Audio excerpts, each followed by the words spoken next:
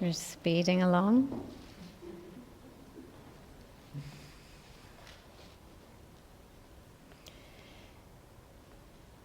All right. So, just to recap, we're going to end this section, or the section, as Hudson Taylor's outline, which I haven't given out to you, but I will do at some point. He kind of outlines it a little bit differently. And he closes off the first section at verse 7 of chapter 2. And so we're just kind of closing off this whole section here that is the unsatisfied life and its remedy. Because she opens it, doesn't she, that she's got this longing.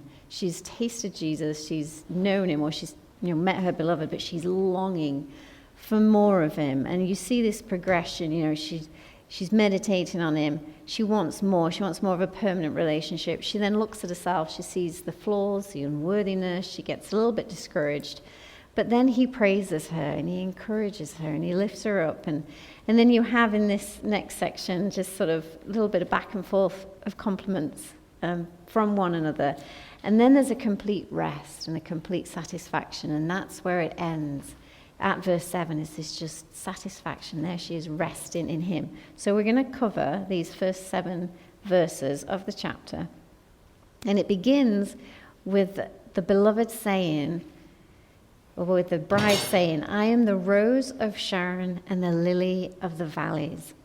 And so she describes herself as these 2 flowers. Now they're pretty ordinary wild flowers, but each one's a little bit different. The interesting thing about the rose of Sharon, it's not like a normal rose that we think about. It's probably more like a bulb crocus kind of rose. It's not our image of it. It's a little bit different. But it's a very plain sort of flower. But Sharon, I think that's how you say it, it was a place where David would feed his cattle. And Isaiah calls it a place of excellence as well. And then in Isaiah 65:10, I like this verse because it says, Sharon shall be a fold of flocks, and the valley of Achor a place for herds to lie down, for my people who have sought me. And I love that image that this place, Sharon, was a place where the flocks would feed, but it's also where the people go who are seeking him. And that's this place and this image. And we saw previously that she wanted to know where her beloved was feeding the flocks. And she says, show me where. And he's like, follow me, follow the shepherds. And this is where I'm feeding. And so she's followed. She's in this place that is fruitful. It's a fruitful place that has lots of cattle there. And that's where we are fed. And so here she is, just this normal flower. She's declaring herself to be sort of a flower, but she's blooming.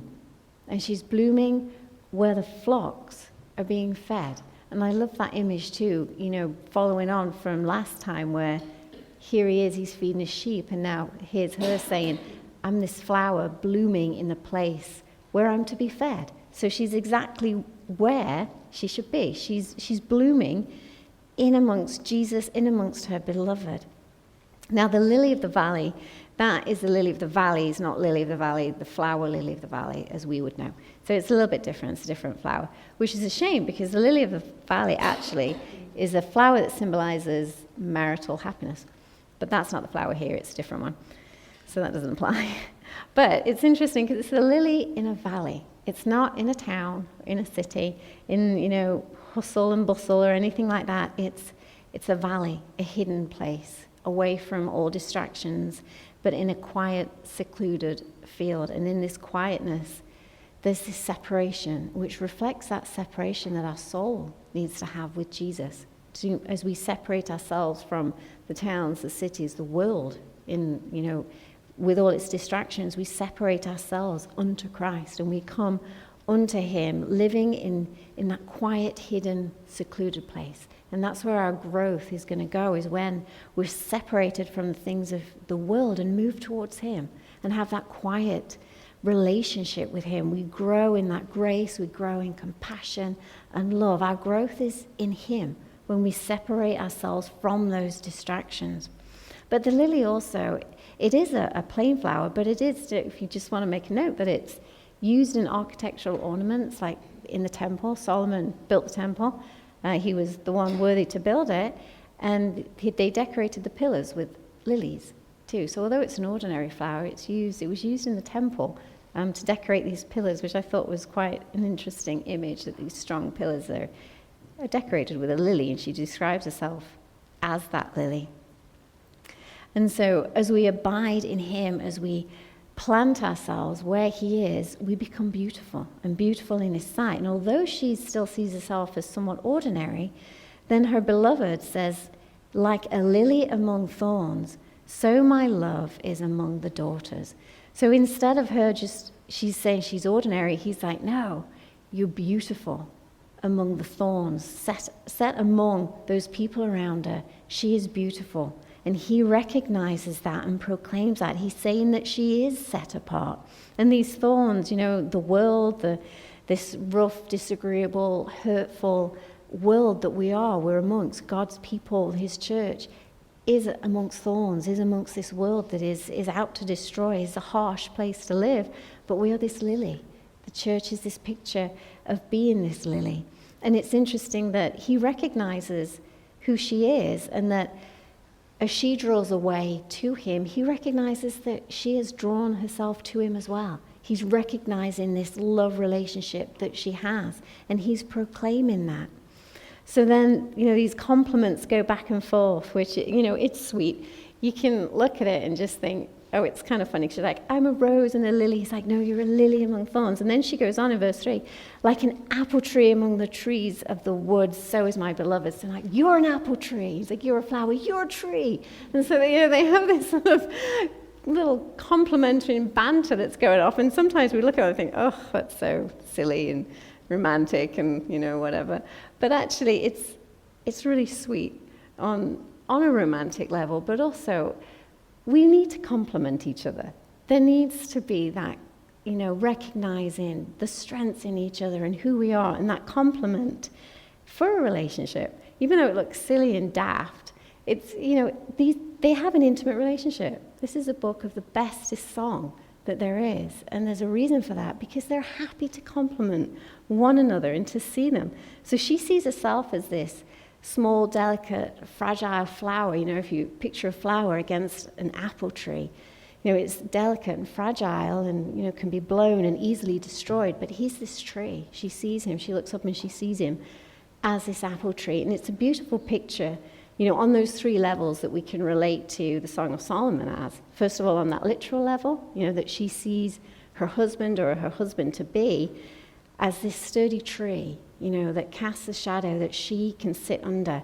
And she sees her husband as a strong figure, as a strong character. She sees his strengths. She looks to him for protection, for fruit as well. She eats off his fruit. So she's seeing who he is, the strength of his character.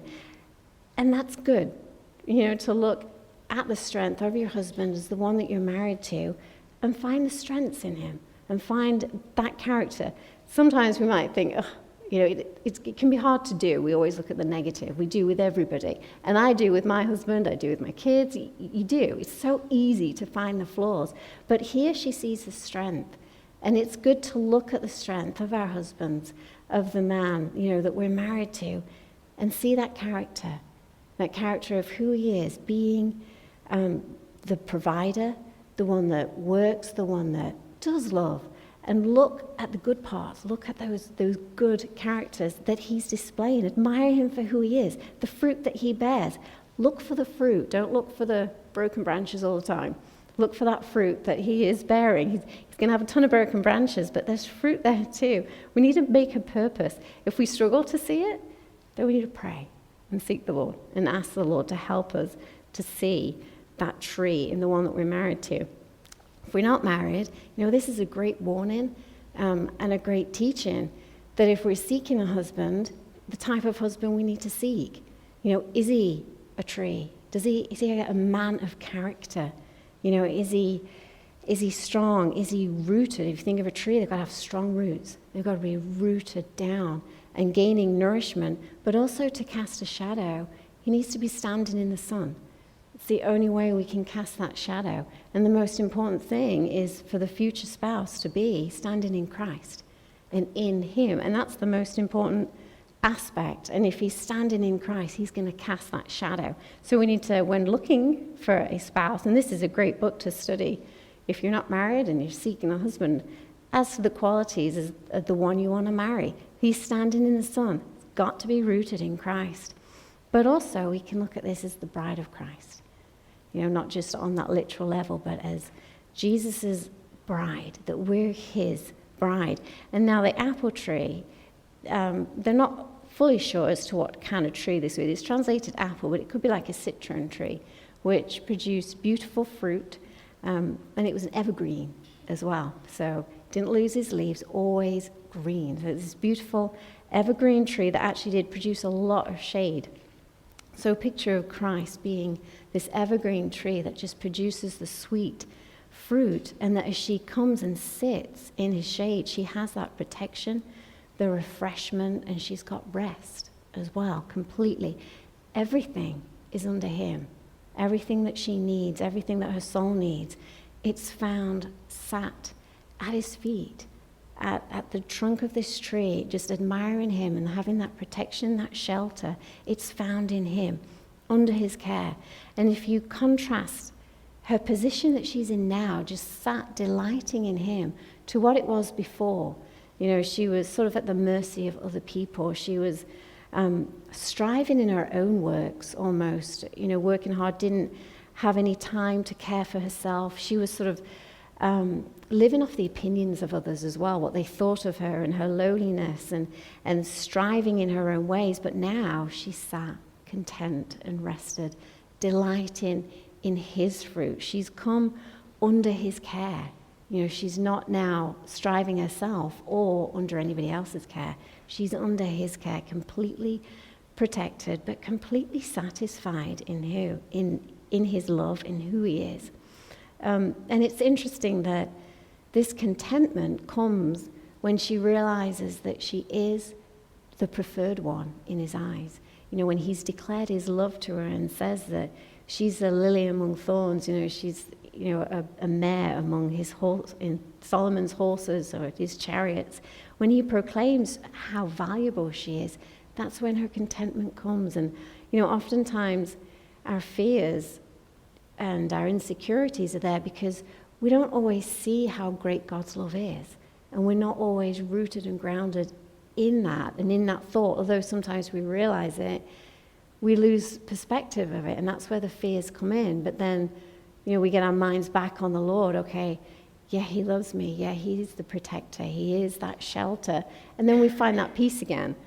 But it is that sort of ebbing and flowing relationship, and that peace of, I'm content that the Lord loves me, but then sometimes it only lasts half an hour, and then it passes, and then all of a sudden the fear and the insecurities.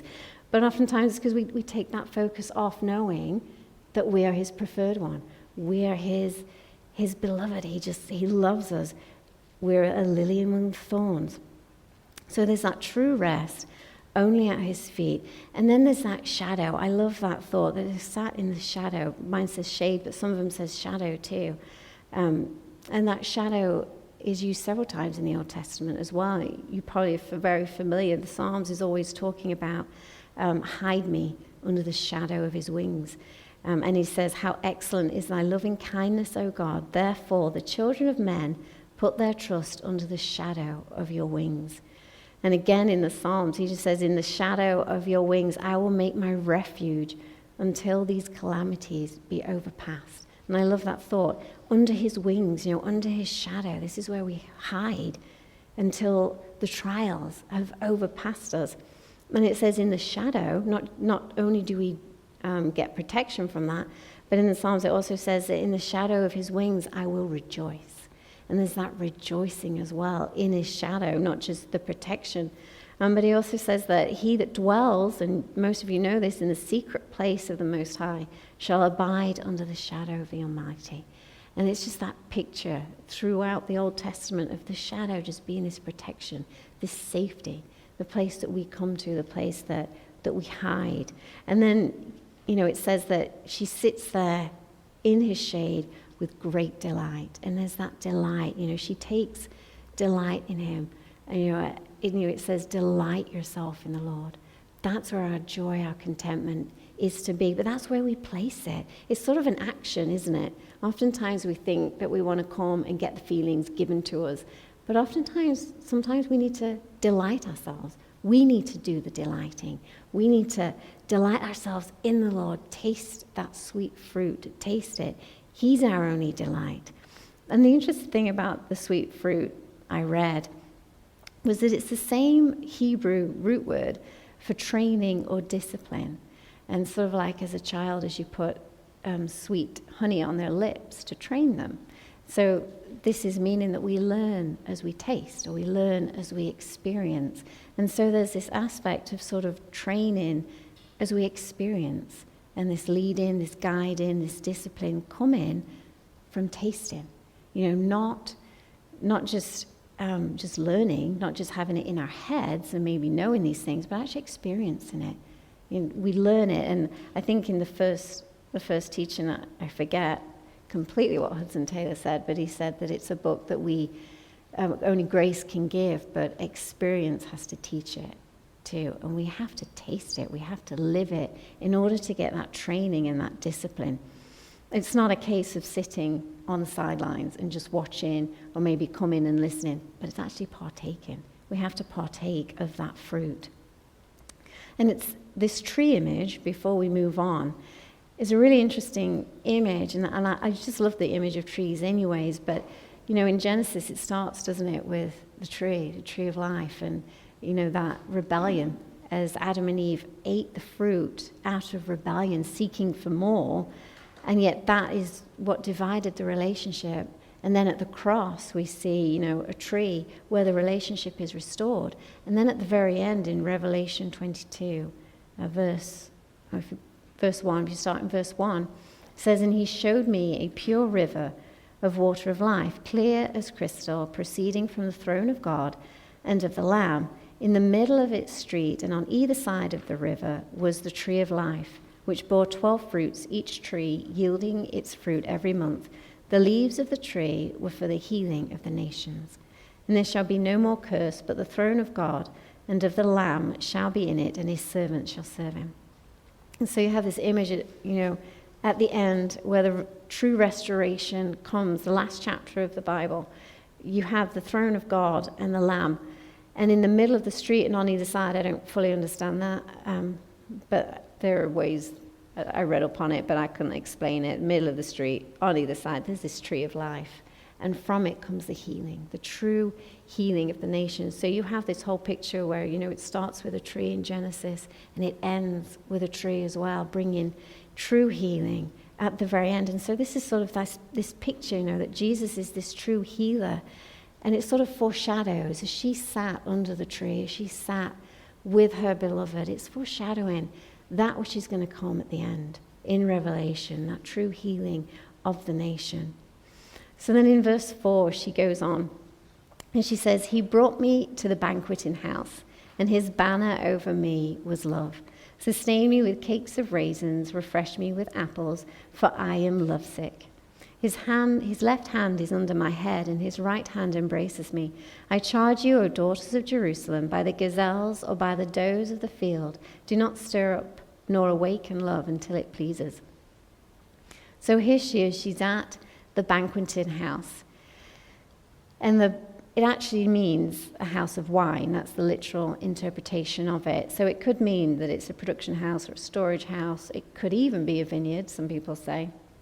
But it's a public place, is where it is. So whereas before the relationship was more of a secret, personal, very private, now it's become very public. And they're in this banqueting house. The Lord is not afraid to bring his bride in and proclaim who she is. The banner over her was love. And so his love is evident for everyone to see. It's now public. And also, she's got no shame in being with him. She's proud. She's honored. This is a place of honor. She's with her beloved that she admires greatly, and now she's with him in public, and she loves it too. She's not ashamed. He's not ashamed of her either. He's now proclaiming it. So you have this public proclamation of their relationship, which should go literally, but also with the Lord as well. We should not be afraid to be in public, to have that banner over us and to praise the Lord publicly so that people will see. And obviously this banner, I like this image of the banner, because Solomon would have a lot of banners. He would have his own for, in warfare, that, the Lord is our banner, isn't he? And so this image that Solomon would have this banner, and that the banner for this beloved is love. And it's that image, that she's belonging to him, and that she's part of his. If you're in warfare, you're part of that battle, you're part of that army, you're in that army. So she's belonging to him. There's this idea of possessing as well, being his. The possessing, that the banner is love. It's all based upon love, that the love of Christ, on the cross that he displayed for her. That's the banner. The love is his unconditional love. His love is his dying love. But I like this idea that she's excited that she's his, that she's his possession. She's okay with being possessed. And I think I've, talked about this a little bit before as well, possibly in one of those names of Christ too, about being his, about being owned, and that we are owned by the Lord. We're Christ. We're his. We need to lay down our desires, relinquish that, give ourselves completely to Christ. It's not our will, it's his will. It's not our desires, it's his desire. It's not our ways. And sometimes we have to lay down our rights too, to be with him, and not be afraid of that, but to delight in it, to be honored that we are possessed by Christ, that he wants us, he wants to own us, and that he will own us and protect us and take care of us. It's an honor. It's an honor to be owned, I think. I don't think it's, crushing, but it's a blessing too. And it's got that earthly relationship to it as well. I think our sinful nature just wants to rise up and go, I'm mine and I'll do what I want. And even if it's a husband and wife relationship, or sometimes mother and father relationship, or employees, or with Christ, we just want to take our lives and do it on our own and do it our way. Frank Sinatra, I did it my way. But that's not it. We're to be possessed. We're his. We're Christ. We're to do it his way, and it's an honor too. It's a blessing. We should be delighted that the Lord wants to protect us, and he wants us to be his. And so again, we have this possession in the fact that in verse 6, when he says, his left hand is under my head, and his right hand embraces. So you've got that physical contact, that actual holding, that they are together, that he is possessing her. He's holding her safe and secure. And so you've got that. She talks about being lovesick as well. Sustain me with the cakes of raisins and refresh me with apples. And it's interesting because there was one commentator that talked about the psychology of being lovesick. And I guess Dr. Jeffrey Schloss, whoever he is, he says that there's a brain hormone that mediates the feeling of being in love or being infatuated. And one of these neurotransmissions is known as phenethylamine, whatever that is. And it floods our brains when we fall in love. So there's an actual chemical that just floods our brains. It's also in high quantities in chocolate. That's why we love it so much. That's why we just all love chocolate, because it's the same thing. So the chemical gives us feelings of exhilaration and thrill and well-being as well. And so it also works in a cycle. And at the beginning of a relationship, it spikes. And then after about 4 or 5 years, it begins to decline. So then you find, actually, that in cultures, there is a spike at the rate of divorce at about 4.5 years. So divorce rate goes up. So if you've been married 4 to 5 years, watch out. But it goes, some scientists actually say that you should either not get married or you should just change partners every 5 years. Because we're not going to go with that. And this Dr. Schloss, he says actually it's not really true. And in the brain, there's different pathways too, with completely different chemical mediators. So, and they begin to form after the 4-year mark of this. And so these different chemicals are then going to form. They contribute to different feelings. And so instead of a thrill and the lovesick feelings, it's more of a deep contentment and gratitude. And that is what comes afterwards. And one of those chemicals of these feelings is oxytocin. I don't know how they figured all these chemicals out. I've always wondered how they figure out chemicals in your brain, because don't you have to cut your brain open in order to find them? And then you're dead. So anyway, I don't know. I've never, maybe scans, stuff like that. So I don't know where they all come out with this, with your brain stuff, because I just think, how do they know all these things? Your brain, you need it. But anyway, there's this chemical, and it's also related to the bonding of a mother with her infant as well, that same bond. So you've got this marriage relationship as well that will have the same chemical, which produces that same bond. So you also have these two phases of a relationship. You've got the attraction, and then you've got attachment. So the attraction is very powerful. It's that lovesick kind of feeling. And then you've got the attachment, which is the later on feeling with the lasting relationship. That's the attachment. There's some counselors that actually devote almost their entire counseling practice to help what they call love junkies. And these are the people that are so addicted to the, I don't know how you say it, the penethylamine phrase. They bounce from relationship to relationship, constantly desiring this lovesick feeling. So they go from relationship to relationship, trying to get this fulfillment. But they do go on to say, actually, that we're engineered more for a lasting relationship. The attachment part is what we're actually engineered to. And that the good news is that as a relationship moves into the attachment phase, the attraction phase recycles. And long-married couples often experience the sense of falling in love all over again, several times throughout the marriage. So I guess it's a cycle as well of this falling in love. And then it kind of wanes a bit. You have that commitment. You have the lasting part that you have to work on. But thankfully, they tell you that you fall in love again.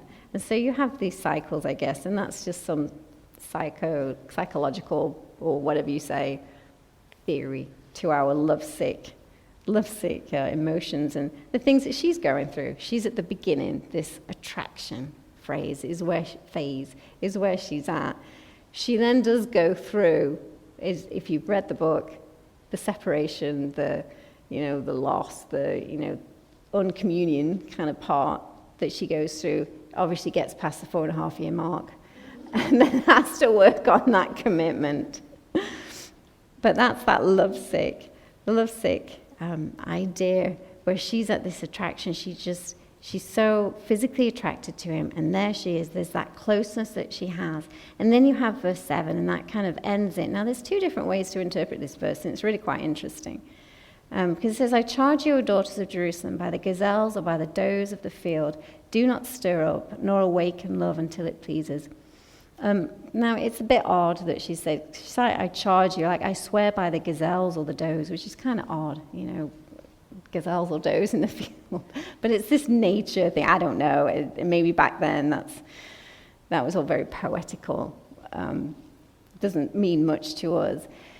But now the two ways that you can interpret this is that it's her speaking to the daughters of Jerusalem saying, do not stir up love nor awaken it until it pleases. And that's what my translation reads.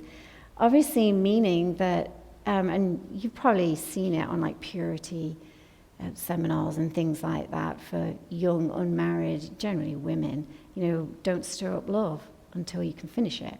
Is sort of the whole interpretation of it. Don't start what you can't finish. You need to refrain from that until the right time as marriage.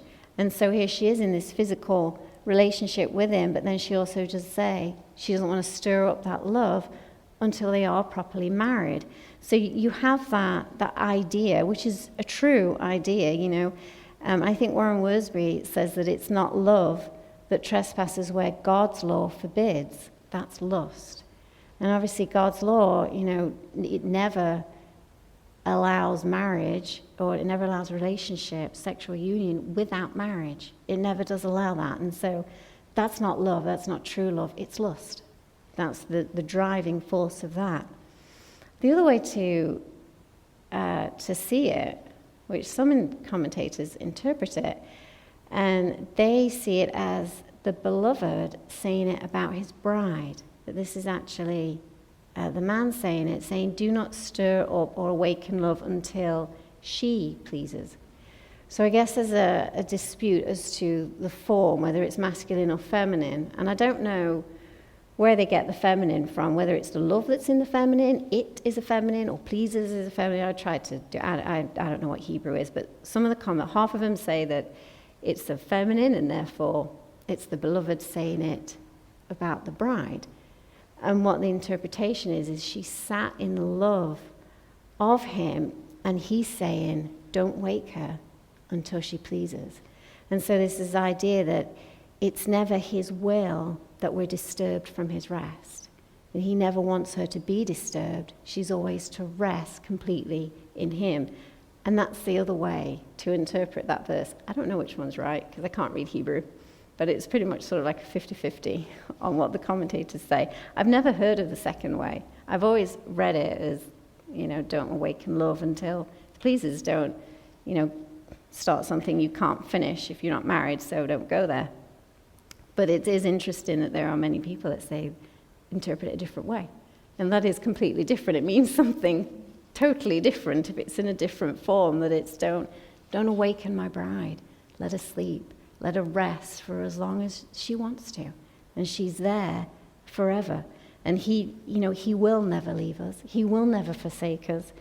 He commands us, doesn't he, to abide in him. Abide in me and I in you. And his love never changes. He's the same yesterday, today, and forever. And as long as we rest in him, we get his love, we get his peace, we get his comfort and his protection.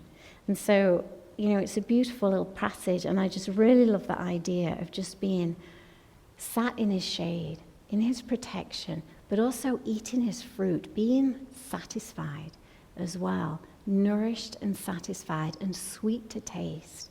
And so she sits there, the bride is sat in this perfect union where she is right now. Then next time we'll see the change as to what's going to happen in that relationship. And it's actually encouraging. I mean, sometimes it's a bit confusing. You can sit there and think, why does she flit about so much? Because we do. She's just like us. We flit about too. Our feelings flit and float around, and we feel close, and then we feel distant, and then we feel hurt, and then, she's just like us, really. So as we read through, we can actually relate to her. Because oftentimes I read and think, oh, what is she doing? But then as I walk with the Lord more, I think, she's doing what I do. That's all she's doing. She's a reflection of me, of where I'm at right now. So, but right now, she's sat resting. She's sat communing with him, gleaning all from him and having that protection and that love. So let's pray. Father, I thank you so much, Lord. I thank you that you are that tree, Lord, that you provide that protection, that shade, Lord, the shelter. Lord, you provide that fruit. Lord, the nourishment. Lord, I pray that we would continue to run after you, that we would find where you are feeding your flocks, Lord, and that we would remain there, that we would place ourselves under your care, Lord, regardless of our past, regardless of our toil, of what we have been through, Lord, that we would leave that past there, Lord, and just rest under your shadow, under your protection, Lord, that we will gain everything that we need from you. Lord, that we would see you as our protector, that we would delight in being yours. Lord, that we would take joy in being owned by you, and that we would relinquish our desires, our will, Lord, our lives to you, and let you direct and own us and possess us, Lord, in your own loving way. Because your hands, Lord, are greater than the works that we can do. So, Lord, I pray that we would just sit at your feet, that we would be in your care, Lord. Lord, we ask these things in your name. Amen.